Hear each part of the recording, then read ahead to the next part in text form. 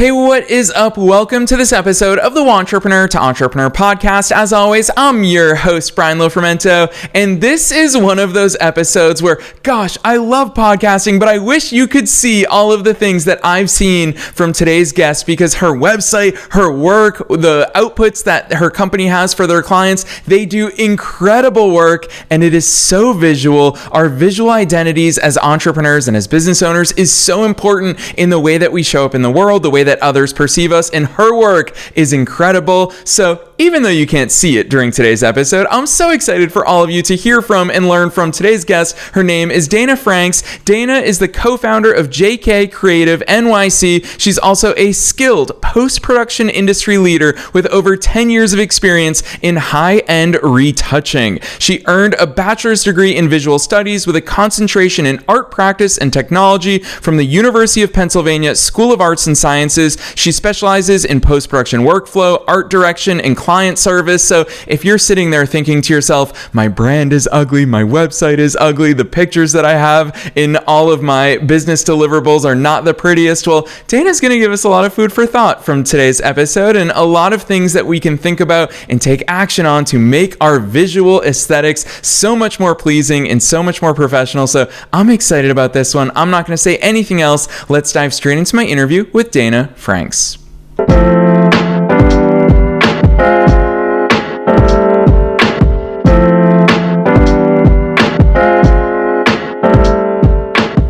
All right, Dana, I am so very excited that you're here with us today. First things first, welcome to the show.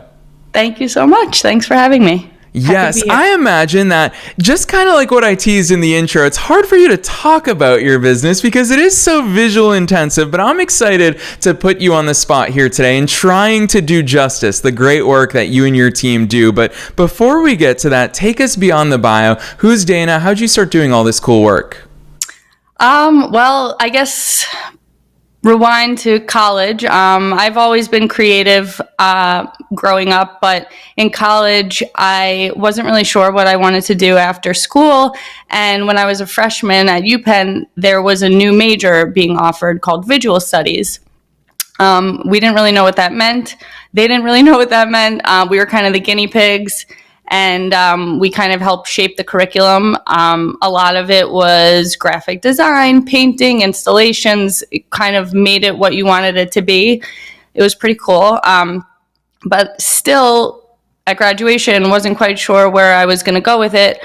My first job out of school, I was doing marketing at a lead generation company, but my day-to-day was spreadsheets.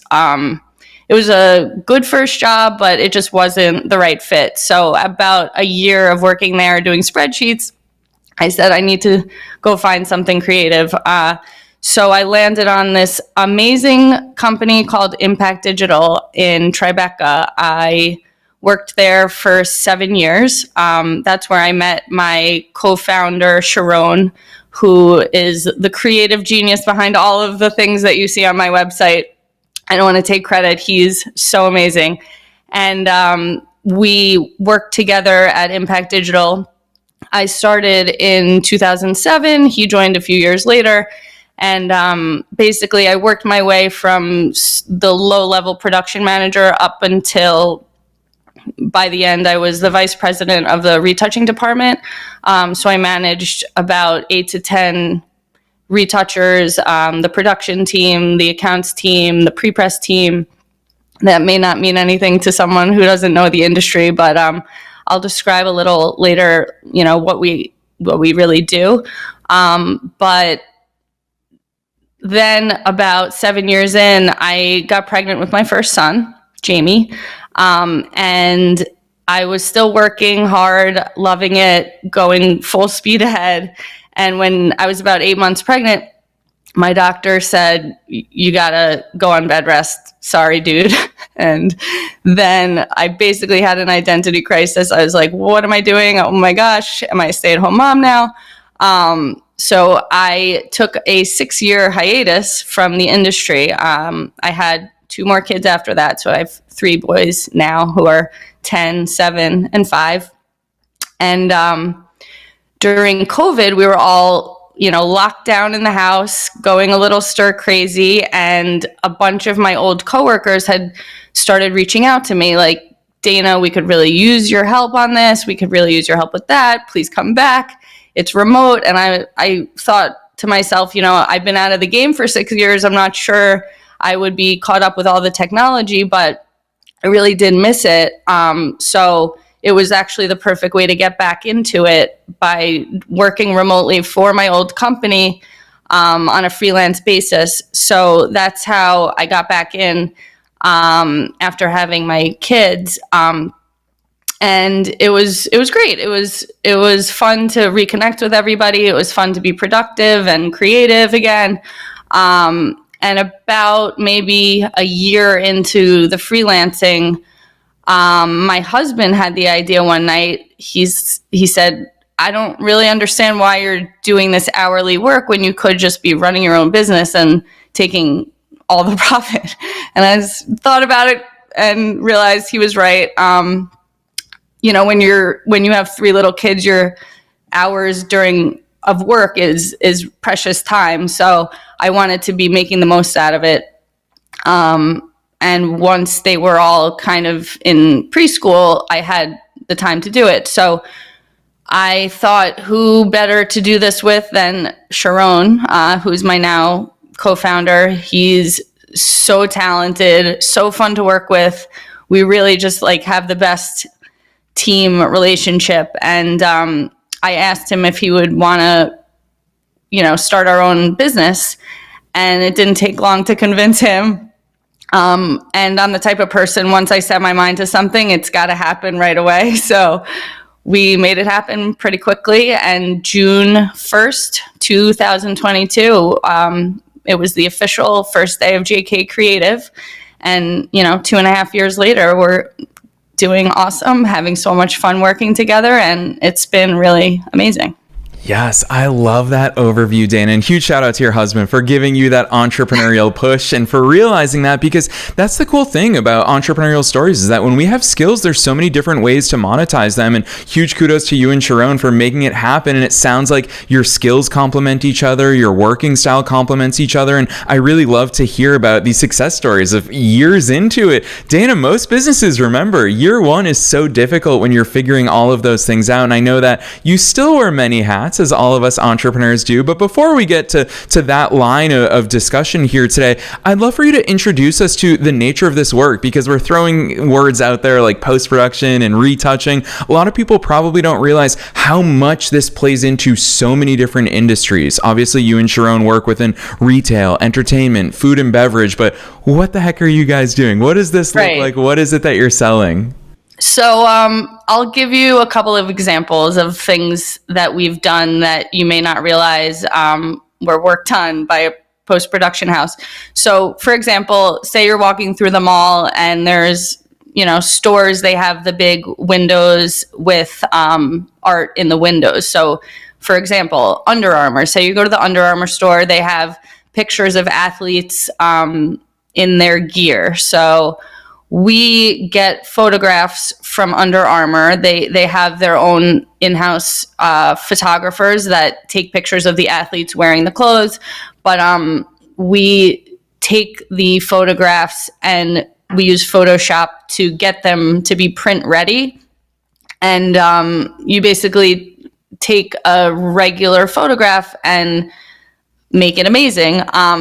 Another cool part of it is, for example, say they shoot the athlete wearing black leggings, and then they realize that they want to sell leggings that have a camouflage pattern.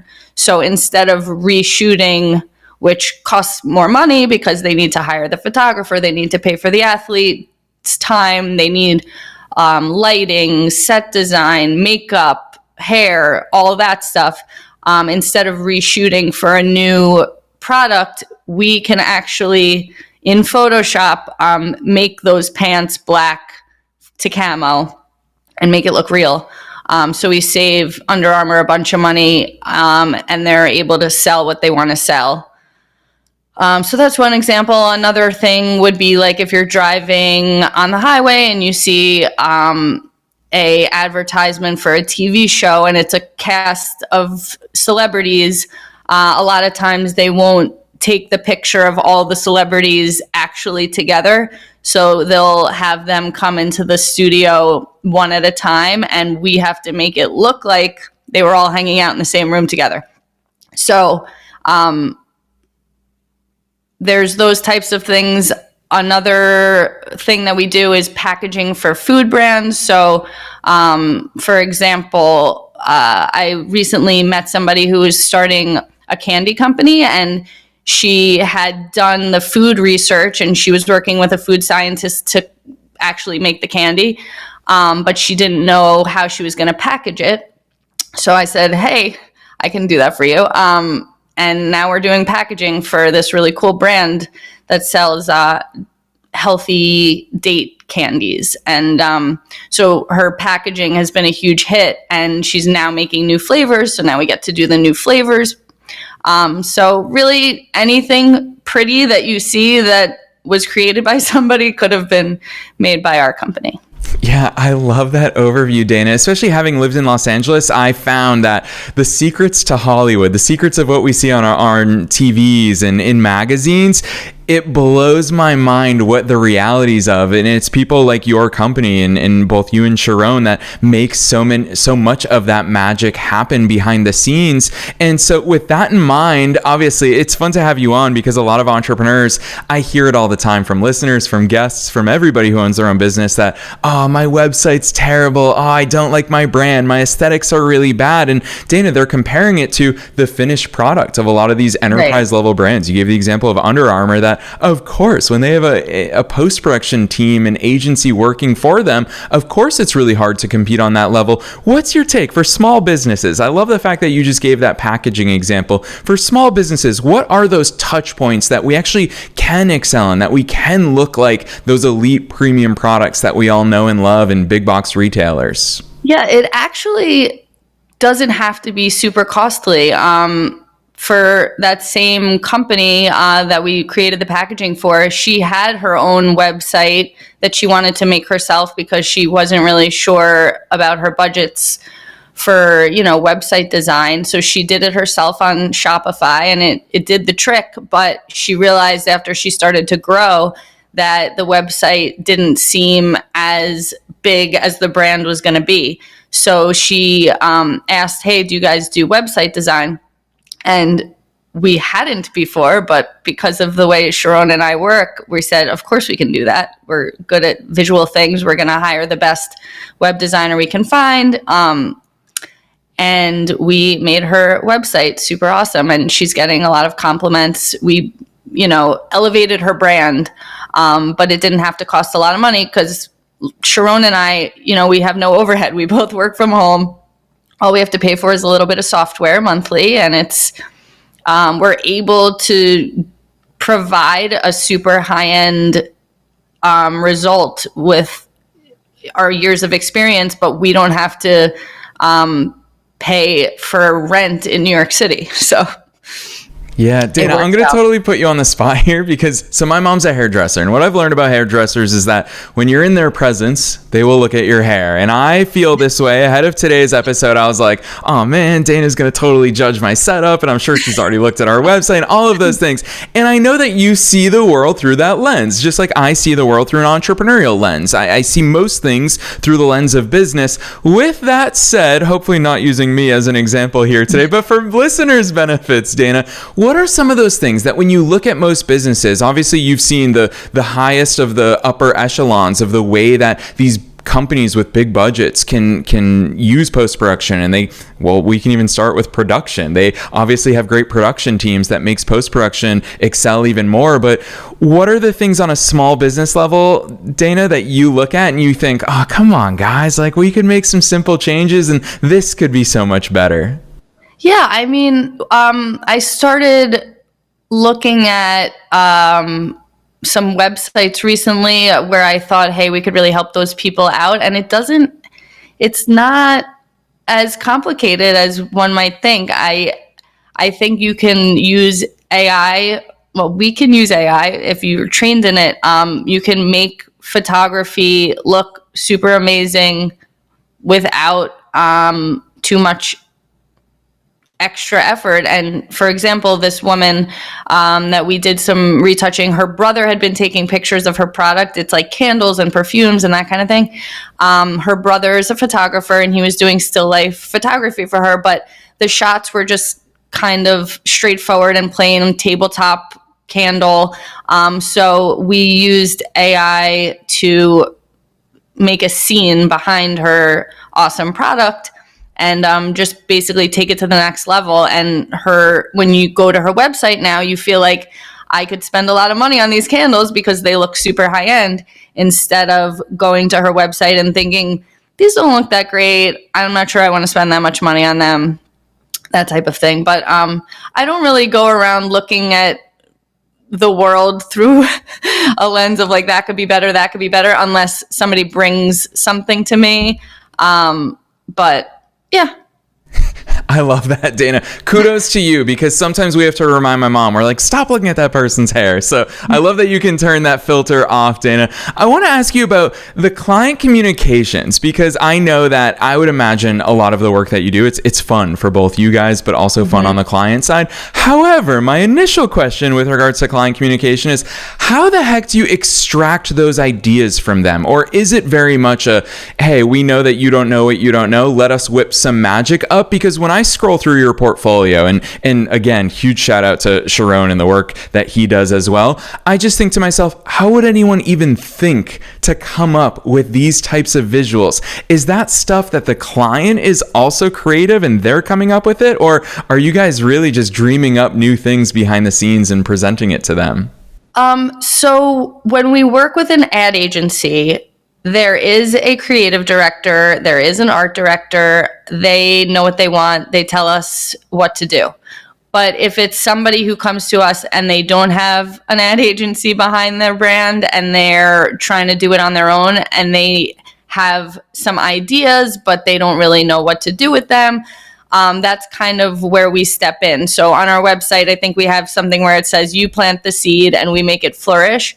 So I'll go back to the example of the girl who just created her candy brand, and she had this idea for her packaging. She wanted to go like vintage diner vibes, and she had all of these cool ideas in her head, but she didn't quite know like where to go with it. So with that one, we did a pitch, we did a presentation, we presented her with a bunch of different options and ideas that we came up with, and she was drawn to some more than others. And then we kind of have a process where we play around with the images and see what works best. Sometimes we're even doing it on screen with the client so they can see changes in real time. And it's a collaborative effort. Sharon's super creative, but I also have a good eye for stuff. So if he is stuck somewhere one day, which doesn't happen often, I can be like, hey, let's do this. And then he's like, yes, amazing. So it's a team effort, but the client can give us as much or as little input as they want to. Some clients are super duper picky, and we're happy to give them what they want. So yeah, I love that. And it's really cool to hear some of the creative process behind the scenes between you and Sharon yourselves. I want to ask you, it feels like a silly question to ask you, but just knowing how much magic can happen in post-production, I have to ask you, how much of product photography, how much of these aesthetics have to happen in real life versus you can just whip them up using some software and that combination of AI that you kind of teased? I mean, these days, you don't need to take pictures anymore, unfortunately. There was actually a shift in our industry big time over the last couple of years where artists were upset about AI because it took away a lot of jobs in my industry. We kind of looked at it as another tool to use. We like to combine photography with AI when we can. Sometimes it's just easier and more cost effective to use it, but you have to know what you're doing. Sorry, I forgot what was the original question. Yeah, no worries, Dana. It's always fun going wherever it takes us. How much do we actually have to do things in real life versus just software? Yeah, it depends what the aesthetic is. If it's a Victoria's Secret photo shoot, you have these insanely beautiful models. They don't need a lot done to them, but sometimes like I said, with the Under Armour, the product needs to be different. So for Victoria's Secret windows or billboards, they're going to shoot the supermodels in one thing, and then you got to, we call it a strip in a new product. So in that case, the model is close to perfect. Sometimes you got to do a little tweaking to them, but these days, actually, most models, they like to keep them looking natural like themselves. A few years ago, maybe even a decade at this point ago, the industry went away from perfection. People like to see real people in advertising. So instead of making everything super duper perfect looking, we're adjusting the lighting and the color. And sometimes the photographs we get don't need a lot. Sometimes, it's several hours of work per image. It really just depends on what it is. Some have more heavy lifting to do. Yeah, it's super interesting hearing your perspective on those trends, because I'm thinking, I'll confess publicly on the air, I love scrolling through TikTok, and you're right, I see so many big brands just going back to someone just having a selfie video and talking directly into the camera. And so it's cool to see the way that these things are cyclical in nature, and I'm sure one day the pendulum will swing the other way. With that said, Dana, I want to switch gears a little bit, because it's always fun for me in these conversations to recognize you're not just a subject matter expert, you're also one of us, you're also a fellow entrepreneur. And I'll tell listeners that one part of your questionnaire that I really liked before you and I got together today is you wrote, I wear many hats, and just some of them that you listed out are account manager, producer, creative director, art director, print producer. There's so many things that you're managing, Dana. Take us behind the scenes into the life of a real life entrepreneur. What does that look like for you on this side of the world now that you're also running your own business? Right. So when I worked at Impact Digital, we had different people doing all of those jobs, but I managed the team. So I had a lot of experience with the ins and outs of every little thing that has to happen on these jobs. And one thing that we're really good at is always being 2 steps ahead. So we know what to expect most of the time, and we know how to make things go smoothly, and we don't have to put out any fires because we're always thinking ahead. And for example, if a client, say, we're talking about a Showtime billboard, and they're going to have vertical billboards and horizontal billboards, we need to build our Photoshop file in a way where the Photoshop layers can move, so we can move our characters around. And if you've never done that type of thing before, it could get extremely complicated, but we have the experience, and Sharon, my partner, is just phenomenal at planning. So the files, you look at them in the end as this beautiful artwork, but it is very technical as well.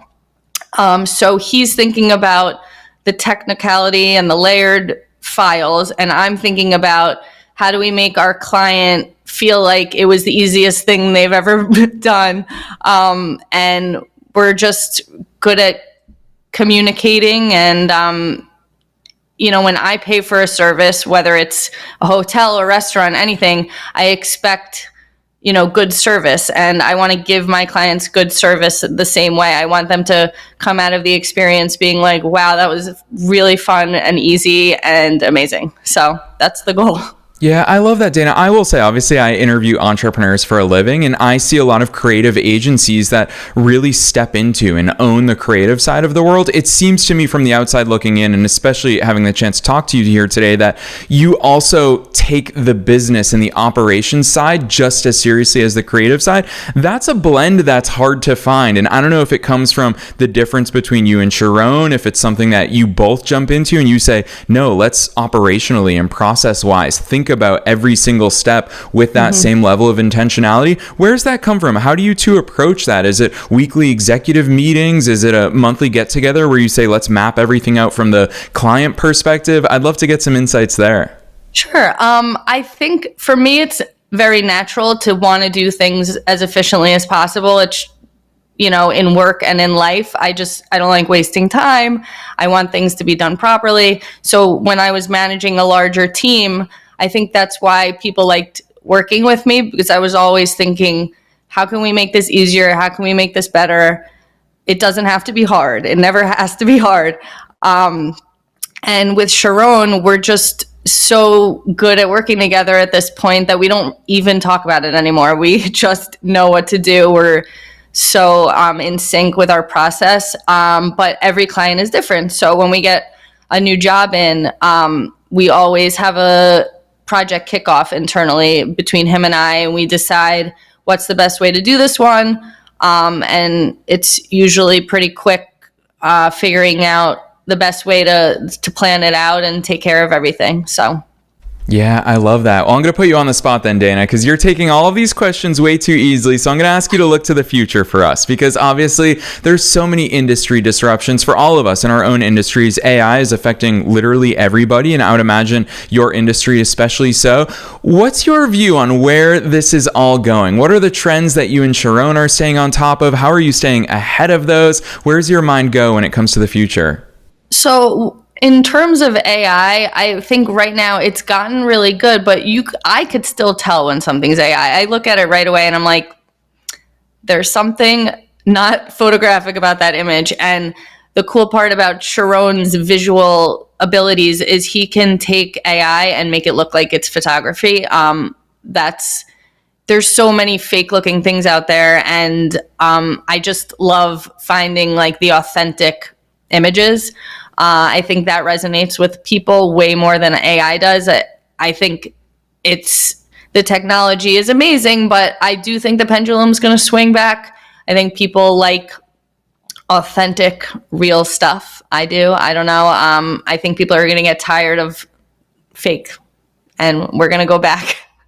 So We'll see. For sure. I will say there's obviously cool things that open up because of technology. I'm a big soccer fan, and the internet broke a couple of years ago when it was obviously a very skilled creative agency, put Cristiano Ronaldo and Lionel Messi over a chessboard together playing a very intense chess match. And it obviously came out afterwards that the two of them have hectic schedules. They were never in the same room together. Of course. But it's cool to hear about those things that happen behind the scenes. So I really appreciate hearing your insights there. I've got to put you on the spot with regards to how well the two of you work together. It sounds like an organic development, but of course it's also an evolutionary thing. So listeners are hearing kind of, I'm going to call it the finished product, but obviously you're always evolving and growing, but you are multiple years into your journey together now as business partners and as co-founders.